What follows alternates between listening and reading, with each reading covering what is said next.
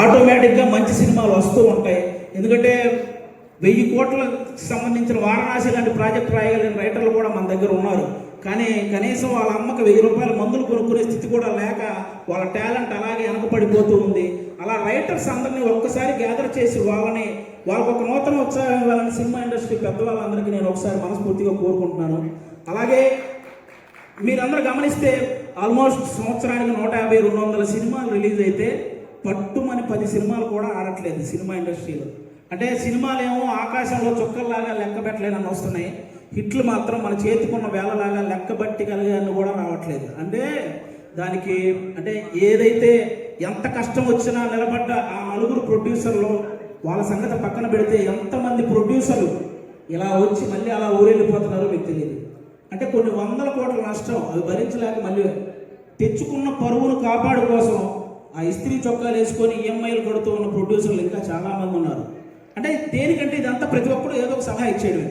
మలయాళంలో మంజుమాల బాయ్స్ అని ఒక సినిమా చూసి అలాంటి సినిమా మన వాళ్ళు ఎందుకంటే తీరండి, పోనీ అలాంటి సినిమా మన వాళ్ళు తీస్తే అందులో ఐటమ్ సాంగ్ పెట్టలేదని ఏడుస్తారు.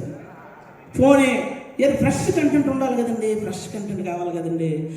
ఫ్రెష్ కంటెంట్ తీసి రిలీజ్ చేస్తే రిలీజ్ రోజు ఫ్లాప్ చేసేసి రిలీజ్కి వచ్చి పాటలు పాడుతుంటారు. రూబా రూబా సదాశివ సన్యాసి ఇలా పాడేస్తుంటారు రిలీజ్లకు వచ్చి. రిలీజ్ రోజు మనకి అయ్యేం తెలియదు. అలా అంటే ఆ విధంగా ఎవరికి వాళ్ళు సలహాలు ఇచ్చేసి ఆ సినిమాని ఏదో రూపంలో చంపేస్తూ వస్తున్నారు. దానివల్ల ఎక్కువ నష్టం ప్రొడ్యూసర్లకే జరుగుతుంది. వీటన్నిటికంటే ఏదైతే కొన్ని సంవత్సరాల నుంచి మన తెలుగు సినిమాకి బొమ్మ చూపించిన ఐబొమ్మ అనేది ఒకటి ఉందో ఆ దరిద్రం ఇప్పటితో అయితే పోయింది. కానీ దానికంటే పెద్ద దరిద్రం ఏముందంటే సోషల్ మీడియాలో వచ్చే నెగిటివిటీ. అంటే లెజెండరీ యాక్టర్స్ దగ్గర నుంచి ఇప్పుడు యాక్సిడెంట్ ఆయనకు మాట్లాడడానికి ఇబ్బందిగా ఉంటే దాని మీద కూడా ట్రోలింగ్. అరే మనం బయట దేశాలకు వెళ్తే జస్ట్ మనం బాహుబలి అంటే కానీ మీరు ఇండియనా అనే పరిస్థితి ఉండదు. అలాంటి ప్రభాస్ గారి లుక్స్ మీద ట్రోలింగ్, రామ్ చరణ్ గారు చికిరి చికిరి అనే సాంగ్ పక్క దేశాలలో కూడా రీల్ చేస్తున్నారు. అలాంటి ఆ స్టెప్పుల మీద ఇక్కడ ట్రోలింగ్. ఒకరు కాదు, విజయ్ దేవరకొండ గారి మీద మన ఇండస్ట్రీ వాళ్ళే ట్రోలింగ్.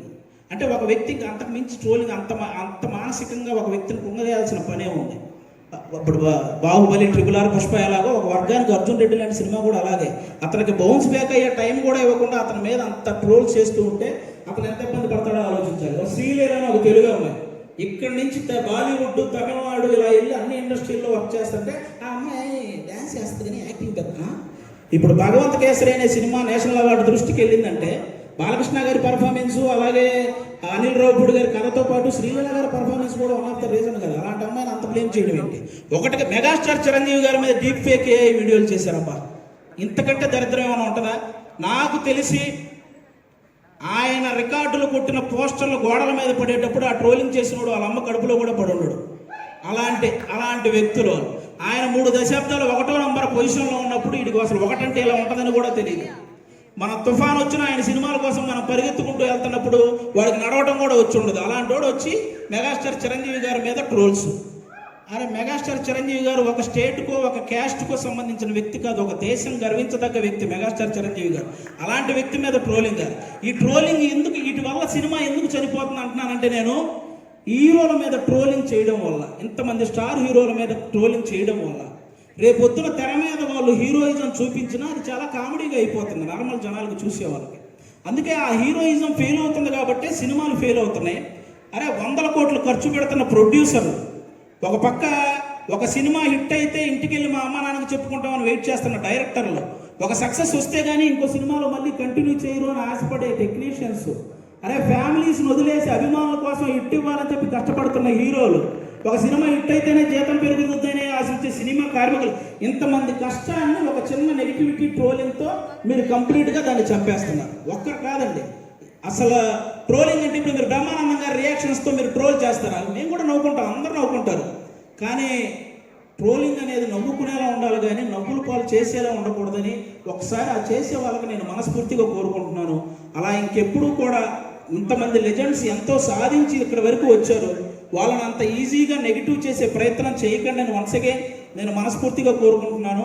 అలాగే ఇప్పుడు వాళ్ళకి చెప్పేసాను కాబట్టి చాలు. అలాగే కొంతమంది ఇంకా రివ్యూవర్స్ ఉన్నారు, వాళ్ళకు కూడా కొంచెం చూసుకొని చేయాలని వాళ్ళకి మనస్ఫూర్తిగా కోరుకుంటున్నాను. చాలామంది మంచి రివ్యూవర్స్ ఉన్నారు, సినిమా గురించి చాలా బాగా చెప్తారు.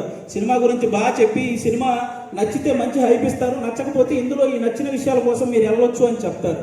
అలా చెప్తే చాలా బాగుంటుంది. అంతేగాని సినిమా మీద వెటకారం చేస్తూ రివ్యూలు ఇస్తుంటారు. వాళ్ళకి అర్థం కాని విషయం ఏంటంటే ప్రొడ్యూసర్లు ఎంత నష్టపోతున్నారో ఒకసారి ఆలోచించాలని మనస్ఫూర్తిగా కోరుకుంటున్నాను. ఇక మా ప్రేమంటే సినిమాలో ముఖ్యంగా మా ప్రియదర్శి బ్రదర్ ఇందాక నాగ చైతన్య గారు చెప్పినట్టే వర్స్టైల్ యాక్టర్, అసలు మామూలుగా కాదు. అతను ఏ సినిమా పట్టుకుంటే ఆ సినిమా లక్కీ అన్నట్టు మారిపోయింది. బలగం చూసినప్పుడు కానీ, అతను కోర్టు సినిమా చూసినప్పుడు కానీ, మల్లేశం చూసినప్పుడు కానీ, సారంగపాణి జాతర సినిమా చూసినప్పుడు కానీ అతని పర్ఫార్మెన్స్ ఎప్పటికప్పుడు వేరియేషన్స్ చూపించుకుంటూ వస్తూ, అంటే చాలామంది ప్రొడ్యూసర్లకి ప్రియదర్శి లాంటి వాడితో సినిమా తీస్తే మనం తక్కువ బడ్జెట్ పెట్టుకోవచ్చు, ఎక్కువ లాభాలు పొందొచ్చు అనే ఫీలింగ్ అతని మీద ఉంది. కాబట్టి అలాంటి ప్రియదర్శి గారు, మన ఆనంది గారు ఇక్కడ చెన్నై తమిళ్లో రెండింటిలో కూడా ఆవిడ చాలా పాపులారిటీ సాధించిన అమ్మాయి, మన తెలుగు అమ్మాయి. చాలా ముచ్చటగా ఉంటుంది చూడడానికి. ఆనంది గారు ఎక్కడ పర్ఫామ్ చేసినా, ఏ సీన్ చేస్తున్నా అలా చూస్తుండిపోవాలనిపిస్తుంది. మన ఆనందిని ప్రియదర్శిని హీరోయిన్లు అనడం కంటే కూడా వాళ్ళిద్దరిని పర్ఫార్మర్లు అనడం అనేది చాలా నాకు అది చాలా బాగుంటుంది అనిపిస్తుంది. ఎందుకంటే అంత బాగా పర్ఫామ్ చేస్తారు. వాళ్ళిద్దరికీ కూడా థ్యాంక్ యూ సో మచ్. మా నవనీత్ బ్రదర్ డెబ్యూ డైరెక్టర్, మీరందరూ ఆ నవనీత్ బ్రదర్ని ఎంకరేజ్ చేయాలి. ఒక డెబ్యూ డైరెక్టర్కి ఎన్నో కళలు ఉంటాయి, ఆ కళల్ని మీరు సాకారం చేయాలని ప్రేక్షకులందరినీ మనస్ఫూర్తిగా కోరుకుంటున్నాను. ఈ నవంబర్ 21న థియేటర్లోకి అందరూ వెళ్ళి మా ప్రేమంటే సినిమా చూసి ఎంజాయ్ చేయాలని వన్స్ అగైన్ అందరికీ థ్యాంక్ యూ సో మచ్. ప్రేక్షకులందరూ థ్యాంక్ యూ. పిలుస్తా నేను. ఆవిడ ఆవేశపడుతున్నారు, అంటే టైం అయిపోయింది అందుకని. అర్థమైంది. థ్యాంక్ యూ సో మచ్ అండి. Thank you.